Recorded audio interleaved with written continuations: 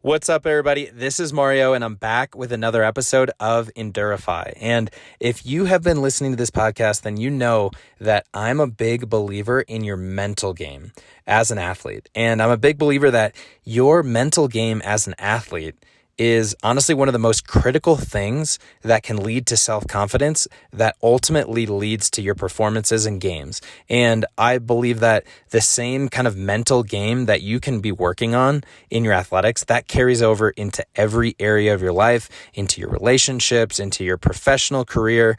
And with that, if you really believe that, and if you understand that, then you would agree that this is one of the most important concepts to ensure that you have a solid mental game and that you are, doing the necessary things that you need to do in order to be successful in all areas of your life.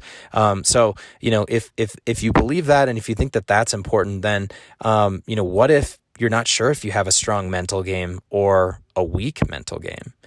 How do you know? How are you able to kind of compare to others? Is there some sort of benchmark? Is there any sort of way that you can know if you have a strong or a weak mental game? Well, I've subscribed to an email newsletter by Peak Performance Sports.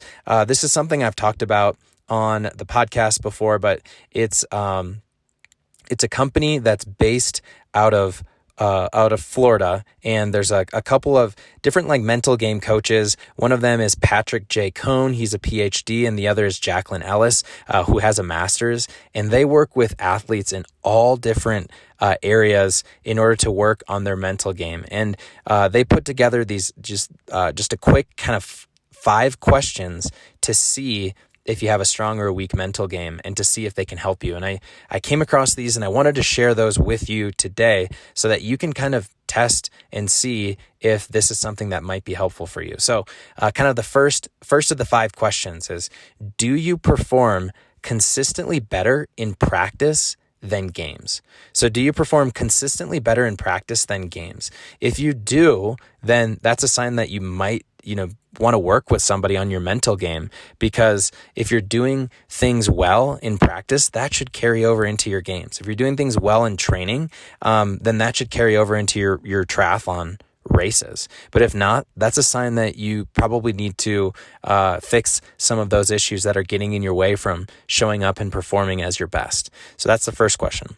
Second question, does your confidence waver easily from play to play or game to game? Does your confidence waver easily from play to play or game to game? Again, this is something like, if you have a strong mental game, you should kind of stay consistent, not get too high, not get too low, and just stay kind of cool, calm, and collected and confident. But if you're somebody who, your confidence is just kind of going up and down and it's really volatile, again, that's a sign you might want to work with a mental game coach. Number 3, do you get easily distracted during games and make mental errors?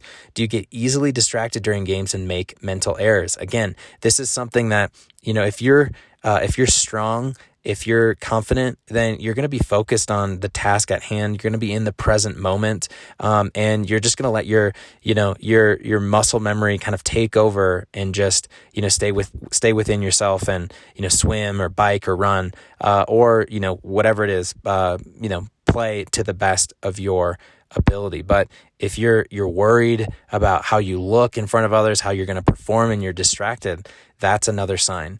So 4th question, do you become frustrated or self-critical after making mistakes? Do you become frustrated or self-critical after making mistakes? It's kind of tying it back to what I talked about yesterday, which is, how you perceive losses or setbacks. Is this something that when you have a setback or a loss, is that something that negatively impacts your self-confidence and who you are as an athlete? Or do you view it as feedback?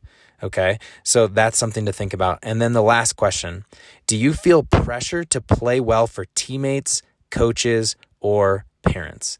Do you feel pressure to play well for teammates, coaches, or parents? If you feel that pressure just constantly kind of wearing you down, again, it's a sign that you might want to work with somebody and or just kind of be aware of it and try and work on it on your own. So those are the 5 questions that will kind of help you explore if you're committing any mental game errors. Again, I'll just kind of bring it back to you. I want you to think about your mental game. Think about maybe a competition that you have coming up. Think about a project, whatever it is for you, and start to think about these 5 questions. So, do you perform consistently better in practice than games? Does your confidence waver easily from play to play or game to game? Do you get easily distracted during games and make mental errors? Do you become frustrated or self-critical after making mistakes? Or do you feel pressure to play well for teammates, coaches, or parents, right? So these are just 5 mental game errors and mistakes from peak performance sports, but there's other mental game errors that you might be making. And if you're curious what those other mental game errors are, just go ahead and reach out to me, mario@endurify.co, or send me a text, 608-770-3437, and I'll get in touch with you and I'll send that list. It's a 1-page kind of mental game test. I can send that over to you and you can just kind of evaluate your mental game. Because like I said at the beginning of this is one of the most critical concepts to get right as an athlete, because this carries over into so many areas of your life. And if you get your mental game right, your confidence is going to be there, which is going to lead to results and positive results and you becoming your best. And that's what this is all about at the end of the day. So that is what I have for today. I hope that helps, and I hope you all have an amazing day.